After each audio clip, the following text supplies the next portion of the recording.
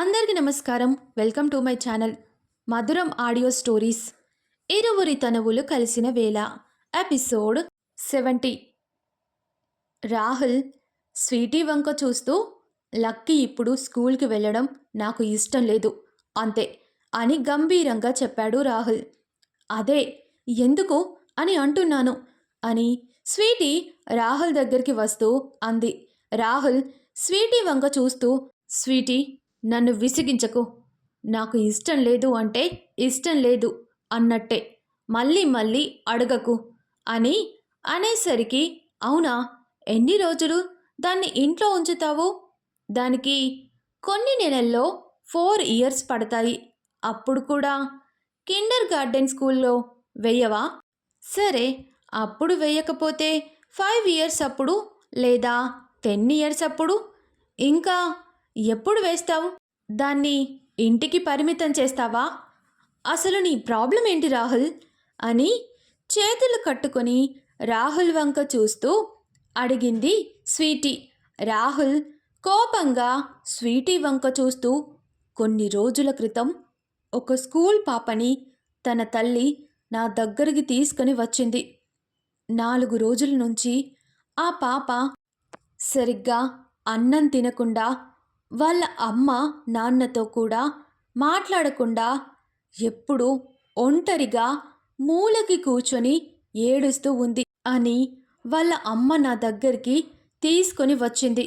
నేను ఆ పాప చెయ్యి పట్టుకోగానే ఆ పాప నన్ను చూసి భయపడి వణికిపోయింది తెలుసా.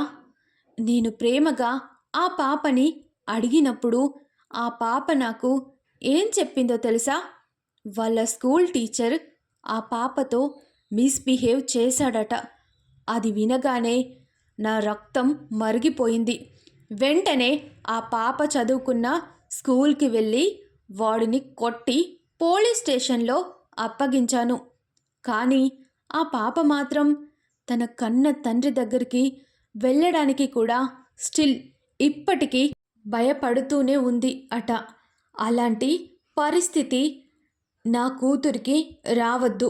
నా కూతురు నాకు దూరంగా ఉంటే నేను అస్సలు తట్టుకోలేను. అందుకే నా కూతురు స్కూల్కి వెళ్ళదు. కావాలంటే టీచర్ని ఇంటికి రప్పిస్తాను అని రాహుల్ స్వీటీ వంక చూస్తూ అనగానే, కానీ రాహుల్ అని అంటూ ప్రేమగా రాహుల్ చెయ్యిని పట్టుకొని, రాహుల్, అందరూ టీచర్స్ అలా ఉండరు. నువ్వు దాన్ని స్కూల్కి పంపించకపోతే అది చాలా ఏడుస్తుంది. అయినా దానికి ఆది తోడుగా ఉన్నాడు కదా, ఆది దాన్ని కేరింగ్గా చూసుకుంటాడు అని స్వీటీ మృదువైన గొంతుతో అనగానే, రాహుల్కి కొంచెం కోపం వచ్చి స్వీటీ వంక చూస్తూ, వాళ్ళు చూసుకుంటారు, వీళ్ళు చూసుకుంటారు, కానీ నువ్వు మాత్రం దాన్ని చూసుకోవా? ఇంతవరకు తనకి స్నానం చేయించావా? చిన్నప్పటి నుంచి లక్కీని మీ అమ్మ రాధమ్మ చూసుకుంటుంది, కానీ నువ్వు మాత్రం దాన్ని వాళ్ళకి వదిలేసి మీ నాన్నతో కలిసి ఆఫీస్కి, నీ ఫ్రెండ్స్తో కలిసి కిట్టి పార్టీలకి వెళ్ళేదానివి. కానీ ఒక్కసారైనా లక్కీకి స్నానం చేయించడం కానీ, రెడీ చేయించడం కానీ చేశావా? కనీసం దానితో సరిగ్గా మాట్లాడావా? ఎప్పుడు చూడు లక్కీతో చిన్నపిల్లలా పోట్లాడుతూ ఉంటావు. ఒక్కసారైనా తన అమ్మలా ఆలోచించి చూడు, నీకు నా బాధ ఏంటో అర్థమవుతుంది అని కోపంగా అంటూ స్వీటీ చేతిని విదిలించుకున్నాడు రాహుల్.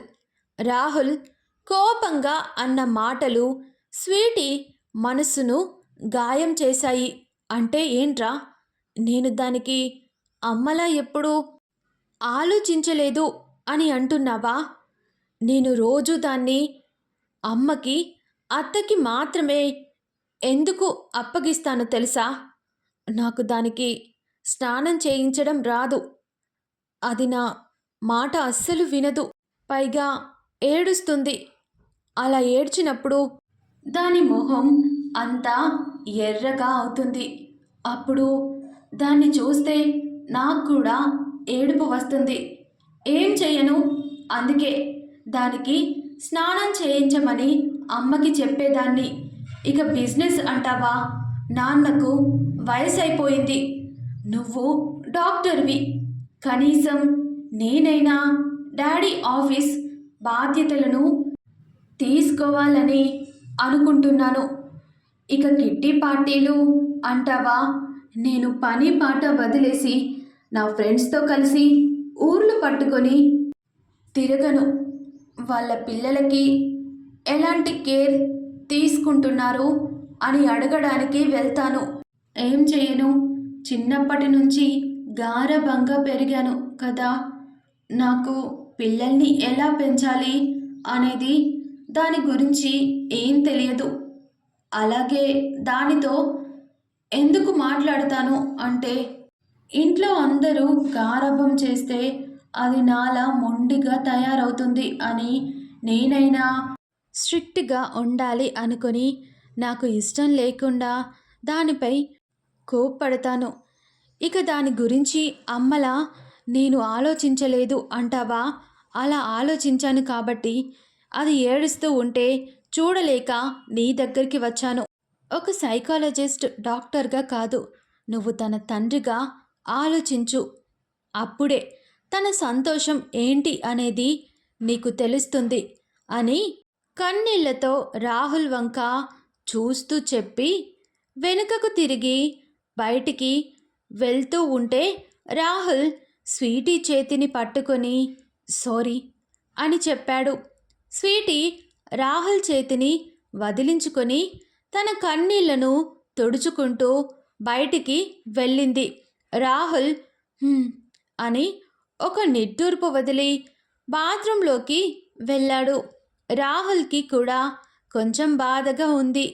అనవసరంగా కోపంలో స్వీటీని ఇష్టం వచ్చినట్టు అన్నాను అని గిల్టీగా ఫీల్ అవుతూ ఫ్రెష్ అయ్యి డ్రెస్ వేసుకొని బయటికి వచ్చాడు. అప్పటికే గుమ్మం దగ్గర నుంచి ఒక చిన్న బాబు పరిగెత్తుతూ "ఆది" అని పిలుస్తూ లోపలికి వచ్చాడు. సోఫాలో కూర్చొని లక్కీ కన్నీళ్లను తుడుస్తూ ఉన్న ఆది రెహాన్ వాయిస్ వినగానే తల తిప్పి మెరుస్తున్న కళ్ళతో రెహాన్ని చూస్తూ లక్కీని వదిలి పరుగున రెహాన్ అంటూ రెహాన్ దగ్గరికి వెళ్ళి రెహాన్ని గట్టిగా కౌగిలించుకున్నాడు. అది చూడగానే అంతవరకు ఏడుస్తూ ఉన్న లక్కీ తన అన్నయ్య తనను పట్టించుకోకుండా రెహాన్ దగ్గరికి వెళ్ళిపోవడంతో ఏడుపు కాస్త కోపంగా మారి ఇతను మళ్ళీ ఎందుకు వచ్చాడు అని తన మనసులో అనుకుంటూ గుర్రుగా రెహాన్ వంక చూడటం మొదలుపెట్టింది. రెహాన్ వాళ్ళ అమ్మా నాన్న సలీం అలాగే ఫాతిమా కూడా రెహాన్ వెంట లోపలికి వచ్చి అందరినీ పలకరించారు. సోఫాలో కూర్చున్న దేవమ్మ ఫాతిమా దగ్గరికి వెళ్ళి "అరే ఫాతిమా, మీరు ఇక్కడికి ఎప్పుడు వచ్చారు?"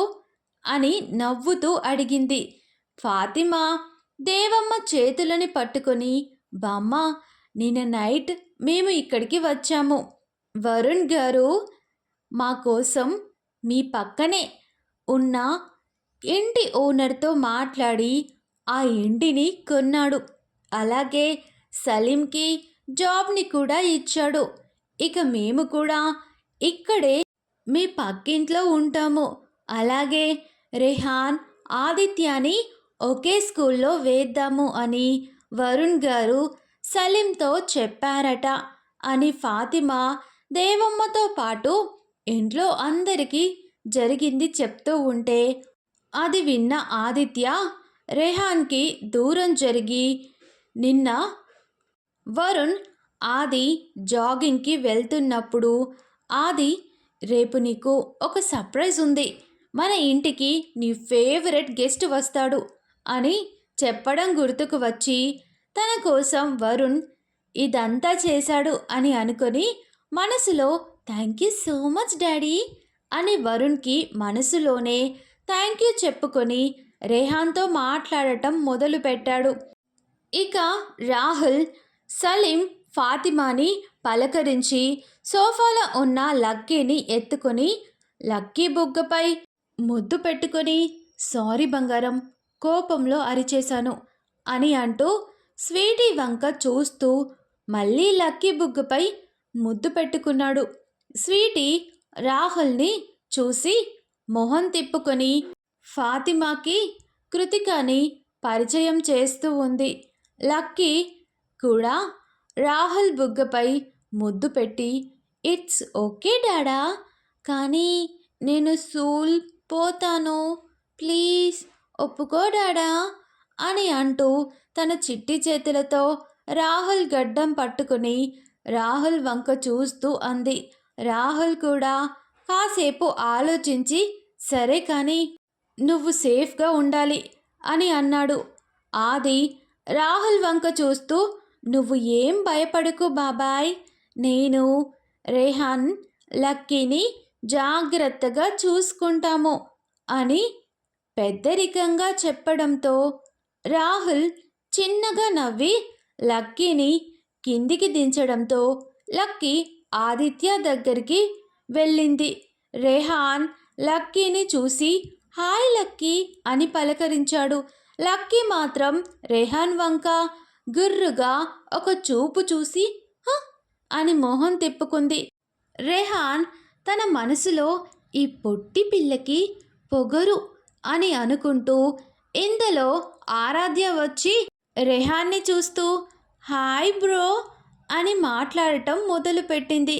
అలా అందరూ కాసేపు మాట్లాడుకొని రాధా గారు బ్రేక్ఫాస్ట్ చేద్దాం అని అనడంతో కుశాల్ నేను ఆల్రెడీ తిన్నాను రాధమ్మా అని చెప్పడంతో రాహుల్కి కూడా తినాలి అనిపించక నేను బయట తింటాను రాధమ్మా అని చెప్పి రాధ తిడుతూ ఉన్న కుశాల్ చెయ్యిని పట్టుకొని బయటికి లాక్కొని వచ్చి కార్లో కూర్చొని కార్ డ్రైవ్ చేస్తూ కుశాల్కి జరిగింది చెప్పాడు. అది విన్న కుశాల్ రాహుల్ని ఫుల్గా తిట్టాడు. మరోవైపు ఇంట్లో అందరూ బ్రేక్ఫాస్ట్ చేసి కృతిక స్వీటీ ఫాతిమాతో కలిసి పక్కనే ఉన్న ఇంటికి వెళ్ళి ఫాతిమాకి తను తెచ్చుకున్న సామాన్లు సర్దడంలో హెల్ప్ చేస్తూ ఉన్నారు. ఇక సలీం మాత్రం కృష్ణ శివరాం గారితో బిజినెస్లోని మెలకువలు అడిగి తెలుసుకుంటూ వరుణ్ వాళ్ళ ఇంట్లో సోఫాలో కూర్చొని మాట్లాడుతూ ఉన్నాడు. బ్రేక్ఫాస్ట్ చేసిన తర్వాత ఆదిత్య, ఆరాధ్య, రేహాన్, లక్కీ కలిసి టాయ్స్ రూమ్లోకి వెళ్ళి ఆడుకోవడం మొదలుపెట్టారు. కొనసాగుతుంది. ఈ స్టోరీ మీకు నచ్చితే ఈ స్టోరీపై మీ అభిప్రాయాన్ని కామెంటులో నాతో పంచుకోండి. అలాగే వీడియోని లైక్ చేసి కుదిరితే షేర్ చేసి హైప్ చేయండి. కొత్త వాళ్ళు మరిన్ని అందమైన మధురమైన కథల కోసం మన ఛానల్ని సబ్స్క్రైబ్ చేసుకోండి. Thank you for watching the video.